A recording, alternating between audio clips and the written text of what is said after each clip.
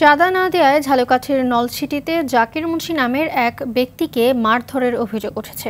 গুরুতর অসুস্থ অবস্থায় জাকির মুন্সি বরিশাল শের-ই-বাংলা মেডিকেল কলেজ হাসপাতালে ভর্তি চিকিৎসা নিচ্ছেন।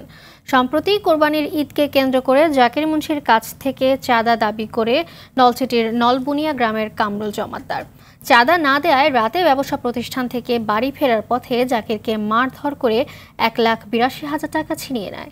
এ ঘটনায় মামলার প্রস্তুতি চলছে বলে জানান আহত জাকিরের স্বজনরা।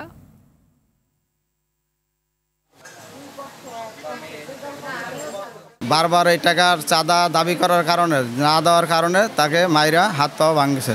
থানায় 3বার জিডি করা হয়েছে এর নামে। আমার বাবা আসার পথে আমার বাবাকে হামলা করে, যথেষ্ট পরিমাণ টর্চারিং করে, আমার বাবার হাত ভাঙে, পা ভাঙে, পাঁজরে পর্যন্ত আঘাত করে।